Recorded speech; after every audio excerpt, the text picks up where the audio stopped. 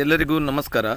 ಕರ್ನಾಟಕ ಚಾಲಕರ ಯೂನಿಯನಿನ ದಕ್ಷಿಣ ಕನ್ನಡ ಜಿಲ್ಲೆಯ ಮಂಗಳೂರು ಆಟೋ ಘಟಕದ ಸಂಚಾಲಕರಾದ ಗಣೇಶ ಅಂತೇಳಿ ಮಾತಾಡ್ತಿರೋದು. ಇದು ನೋಡಿ, ಕರ್ನಾಟಕ ರಾಜ್ಯ ಸರ್ಕಾರ ದಿನಾಂಕ 1/7/2025 ಬ್ಯಾಟ್ರಿ ಚಾಲಿತ ಎಲೆಕ್ಟ್ರಿಕಲ್ ಆಟೋ ರಿಕ್ಷಾಗಳಿಗೆ ಈ ಹಿಂದಿನ ರಾಜ್ಯ ಸರ್ಕಾರದ ದಿನಾಂಕ 20/1/2022 ಅಧಿಸೂಚನೆಯನ್ನು ಹಿಂಪಡೆದುಕೊಂಡು ದಿನಾಂಕ 1/7/2025 ನಂತರ ರಿಜಿಸ್ಟ್ರೇಷನ್ ಆಗುವಂತಹ ಎಲ್ಲ ಎಲೆಕ್ಟ್ರಿಕಲ್ ಆಟೋ ರಿಕ್ಷಾಗಳಿಗೆ ಪರ್ಮಿಟ್ ಕಡ್ಡಾಯ ಹಾಗೂ ಶುಲ್ಕರಹಿತವಾಗಿ ಪರ್ಮಿಟನ್ನು ನೀಡಬೇಕು ಸ್ಥಳೀಯ ಜಿಲ್ಲಾಡಳಿತ ಅಂತೇಳಿ ಆದೇಶ ಮಾಡಿದೆ.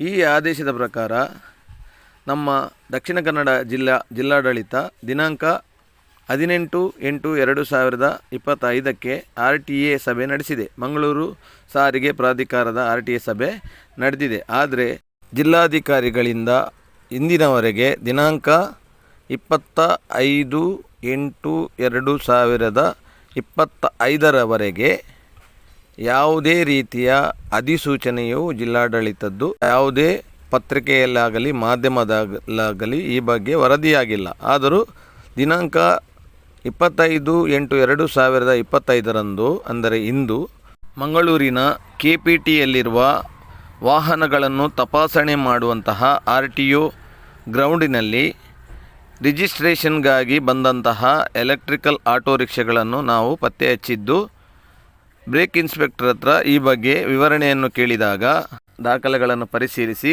ಸೂಪರ್ಡೆಂಟ್ ಸಿಗ್ನೇಚರ್ ಇಲ್ಲದೇ ಇರುವುದನ್ನು ಗಮನಿಸಿ ಸೂಪರ್ಡೆಂಟ್ ಸಿಗ್ನೇಚರನ್ನು ತೆಗೆದುಕೊಂಡು ಬರುವಂತೆ ಆ ಎಲೆಕ್ಟ್ರಿಕಲ್ ಕಂಪನಿಯ ಸಿಬ್ಬಂದಿಗೆ ಹೇಳಿ ಆ ಎಲೆಕ್ಟ್ರಿಕಲ್ ಆಟೋ ರಿಕ್ಷಾದ ರಿಜಿಸ್ಟ್ರೇಷನ್ ಪ್ರಕ್ರಿಯೆಯನ್ನು ಸ್ಥಗಿತಗೊಳಿಸಿರುತ್ತಾರೆ. ಅವರು ಇಂದು ಬಂದಂತಹ ಎಲೆಕ್ಟ್ರಿಕಲ್ ಆಟೋ ರಿಕ್ಷಾದ ದಾಖಲೆಗಳನ್ನು ಪರಿಶೀಲಿಸಿ ಪರವಾನಗಿ ಬೇಡ ಎಂಬುದರ ಬಗ್ಗೆ ಸೂಪರ್ಡೆಂಟ್ ಅವರ ಸಿಗ್ನೇಚರನ್ನು ಪರಿಶೀಲಿಸಿ ಪುನಃ ಅವರನ್ನು ಸೂಪರ್ಡೆಂಟರವರ ಸಿಗ್ನೇಚರನ್ನು ಹಾಕಿಸಿಕೊಂಡು ಬರುವಂತೆ ತಿಳಿಸಿರುತ್ತಾರೆ. ರಾಜ್ಯ ಸರ್ಕಾರ ದಿನಾಂಕ 1/7/2025 ತಿದ್ದುಪಡಿ ಆದೇಶವನ್ನು ಹೊರತಂದರೂ ಕೂಡ ದಕ್ಷಿಣ ಕನ್ನಡ ಜಿಲ್ಲೆಯಲ್ಲಿ ಎಲೆಕ್ಟ್ರಿಕಲ್ ಕಂಪನಿಗಳು ರಿಜಿಸ್ಟ್ರೇಷನನ್ನು ನಿಲ್ಲಿಸಲಿಲ್ಲ ಅಥವಾ ಪರವಾನಗಿಯ ಅಂಡರಲ್ಲಿ ರಿಜಿಸ್ಟ್ರೇಷನ್ ಮಾಡಬೇಕಾದ್ರೆ ಸ್ಥಳೀಯ ಜಿಲ್ಲಾಡಳಿತದಿಂದ ನಮಗೆ ಯಾವುದೇ ರೀತಿಯ ಅಧಿಸೂಚನೆ ಅಥವಾ ಆರ್ಡರ್ ಬರಲಿಲ್ಲ ಎಂದು ಉಡಾಫೆ ಉತ್ತರವನ್ನು ಕೊಟ್ಟು ರಿಜಿಸ್ಟ್ರೇಷನ್ ಪ್ರಕ್ರಿಯೆಯನ್ನು ಪರವಾನಗಿ ರಹಿತವಾಗಿಯೇ ಮುಂದುವರಿಸುತ್ತಿದ್ದಾರೆ. ಇದನ್ನು ನಾವು ಖಂಡಿಸ್ತೇವೆ.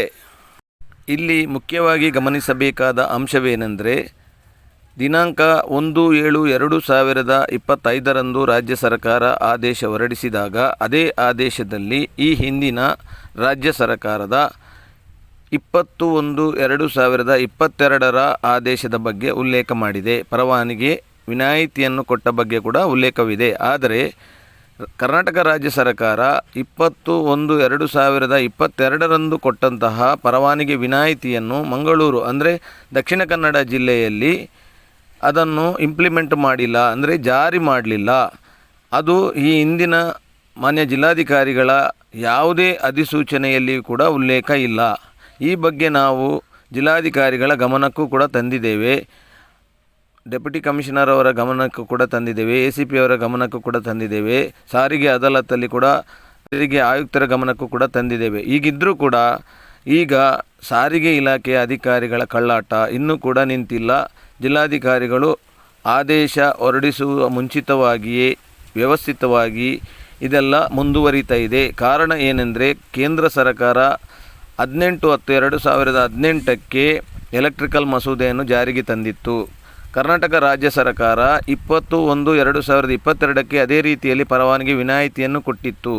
ಆದರೆ ದಕ್ಷಿಣ ಕನ್ನಡ ಜಿಲ್ಲೆಯಲ್ಲಿ ಕರ್ನಾಟಕ ರಾಜ್ಯ ಸರ್ಕಾರದ ಅನ್ವಯ ಬ್ಯಾಟ್ರಿ ಚಾಲಿತ ಎಲೆಕ್ಟ್ರಿಕಲ್ ರಿಕ್ಷಾಗಳಿಗೆ ಪರವಾನಗಿ ವಿನಾಯಿತಿಯನ್ನು ನೀಡಲಾಗಿಲ್ಲ. ಕೇಂದ್ರ ಸರ್ಕಾರದ ಆದೇಶದ ಅನ್ವಯ ನೀಡಲಾಗಿದೆ. ಏಕೆಂದರೆ ರಾಜ್ಯ ಸರ್ಕಾರದ ಆದೇಶ ಬರುವುದಕ್ಕಿಂತ ಮುಂಚಿತವಾಗಿಯೇ ದಕ್ಷಿಣ ಕನ್ನಡ ಜಿಲ್ಲೆಯಲ್ಲಿ ಕೇಂದ್ರ ಸರ್ಕಾರದ ಆದೇಶದ ಅನ್ವಯ ರಿಜಿಸ್ಟ್ರೇಷನ್ ಪ್ರಕ್ರಿಯೆಯನ್ನು ಇದೇ ರೀತಿಯಲ್ಲಿ ಮಾಡಿ ಪರವಾನಗಿ ವಿನಾಯಿತಿಯೊಂದಿಗೆ ಮಾಡಿಕೊಟ್ಟಿದ್ದಾರೆ. ರಾಜ್ಯ ಸರ್ಕಾರದ ಆದೇಶಕ್ಕೆ ಮನ್ನಣೆಯನ್ನು ಕೊಟ್ಟಿಲ್ಲ.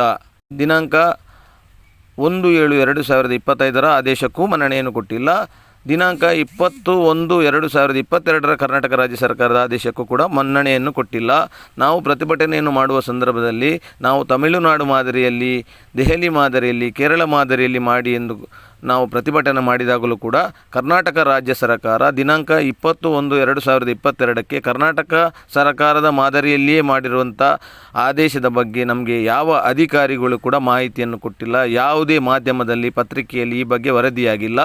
ಇದು ಆಟೋ ರಿಕ್ಷಾ ಚಾಲಕರ ಸಮುದಾಯಕ್ಕೆ ಅಧಿಕಾರಿಗಳ ವರ್ಗದವರು, ಸಾರಿಗೆ ಇಲಾಖೆಯ ಅಧಿಕಾರಿಗಳು ಹಾಗೂ ಜಿಲ್ಲಾಧಿಕಾರಿಗಳು, ಈ ಹಿಂದಿನ 3 ಜಿಲ್ಲಾಧಿಕಾರಿಗಳು ಮಾಡಿರುವಂತಹ ಅನ್ಯಾಯ ಎಂಬುದಾಗಿ ನಾವು ನಮ್ಮ ಒಂದು ಆಕ್ರೋಶವನ್ನು ವ್ಯಕ್ತಪಡಿಸುವಂತಹ ಕಾಲ ಸನ್ನಿಹಿತವಾಗಿದೆ. ದಿನಾಂಕ 25/8/2025 KPT RTO ಗ್ರೌಂಡಿನಲ್ಲಿ ಬ್ರೇಕ್ ಇನ್ಸ್ಪೆಕ್ಟರ್ಗಳು ಎಲೆಕ್ಟ್ರಿಕಲ್ ಆಟೋ ರಿಕ್ಷಾವನ್ನು ಪರವಾನಗಿ ಇಲ್ಲದೆಯೇ ರಿಜಿಸ್ಟ್ರೇಷನ್ ಮಾಡುತ್ತಿದ್ದ ವಿಚಾರದ ಬಗ್ಗೆ ಈ ಒಂದು ವಿಡಿಯೋವನ್ನು ಸೂಕ್ಷ್ಮವಾಗಿ ಗಮನಿಸಿ.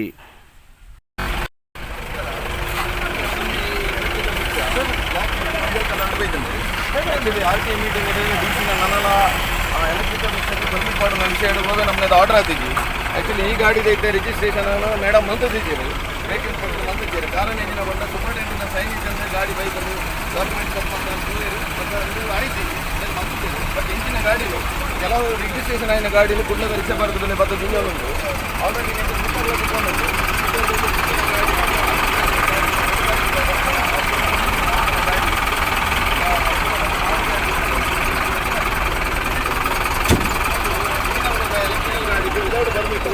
ಏನೆಲ್ಲ ರಿಜಿಸ್ಟ್ರೇಷನ್ ಮಾಡ್ತಾರೆ ಬರಲಿಲ್ಲ ಮೇಡಮ್ ಬಂತ ಸೂಪರ್ಟೆಂಟಿನ ಸೈನ್ ಇದ್ದಂದೆ RTOದಲ್ಲಿ ಏರ್ ಬ್ರೋಕರ್ ಈ ಗಾಡಿನ ಇಂಚಿನ ಎಲೆಕ್ಟ್ರಿಕಲ್ ಗಾಡಿ ಪರ್ಮಿಟ್ ಇದ್ದ ಗಾಡಿ ಅವು ಗ್ರಾಮಾಂತರ ಆದಿಪಡು ತಿನ್ನ ಸಿಟಿ ಆದಿಪಡು ಗ್ರಾಮಾಂತರದಂಡ ಗ್ರಾಮಾಂತರದಲ್ಲ ಅದಕ್ಕೆ ಪರ್ಮಿಟ್ ಮಾಡೋ ಬಂದು ಸೂಪರ್ಟೆಂಟಿನ ಸೈನ್ ಆದಿಪಡಿಗೆ ಮೇಡಮ್ ಬಂತೇರು ಅಂಚೆ ಅದು ಏತ್ ರಿಕ್ಷಾ ಸ್ಟ್ಯಾಂಡರ್ಡ್ ಇಂಚಿನ ಗಾಡಿ ಸೂಪರ್ಟೆಂಟಿನ ಸೈನ್ ಇದ್ದಂದೆ ಡಾಕ್ಯುಮೆಂಟನ್ನು ಪಾಡ್ದಿನ RTOದಲ್ಲಿ ಪಾಡ್ದಿರ ಅಕ್ಕಲ ಮಿತ್ತಗೆ ಎಂಕಲ್ ಕ್ರಮ ತೆಪ್ಪೊಂದು ಇತ್ತು ಎಂಕಲ್ ಆಗ್ರಾಮ ಅಂತಂದಿಲ್ಲ ಜಿಲ್ಲಾಧಿಕಾರಿಗೆ ಬಕ್ಕ ACPಗೆ ಅಂಚೆನೆ ನಮ್ಮ ಕಮಿಷನರ್ಗೆ ಬಕ್ಕ DCPಗೆ ಇನ್ನೇತ ಬಗ್ಗೆ ಆ್ಯಕ್ಷನ್ ಮಲ್ಪೋಡು ದಯಬಂಡ ಇಂಚಿನ ಗಾಡಿಯಲ್ಲಿ ಕುಡ್ಲದ ಪಾರ್ಕದಲ್ಲಿ ಬತ್ತ ಜಿಂಜೊಂದುಂಡು ಪರ್ಮಿಟ್ ಅಂಡರ್ ಆವಡ್ ಬಂದು ರಾಜ್ಯ ಸರ್ಕಾರ ಮಲ್ತನ ಆದೇಶನ ಉಲ್ಲಂಘನೆ ಮಲ್ತಂದುಲ್ಲೇನು ಅಂಚೆ ಅದು ಆ್ಯಕ್ಷನ್ ಆವಡು ಆಯ್ನಾತ್ ಬೇಗ ಫೀಲ್ಡಿಗೆ ಜತ್ತದು ಎಂಕಲ್ ನಂಬರ್ ಸುಗರ್ಪ ಗಾಡಿದ ರಿಜಿಸ್ಟ್ರೇಷನ್ ನಂಬರ್ RC ಇದ್ದಂದಿನ ಆಯ್ತ ಮಿತ್ತೆ ಆ್ಯಕ್ಷನ್ ಆವಡು ಇನ್ನು ಎಂಕಲ ಬೇಡಿಕೆ ಕರ್ನಾಟಕ ಚಾಲಕರ ಯೂನಿಯನ್ ಹಿಡಿದು ಸಂಚಾಲಕ ಆಯ್ನಂಚಿನ ಗಣೇಶ ಬಕ್ಕ ನಮ್ಮ ಸಾಹಿತ್ಯ ದಿನಗಳು ಒಟ್ಟಿಗೆ ಧನ್ಯವಾದ.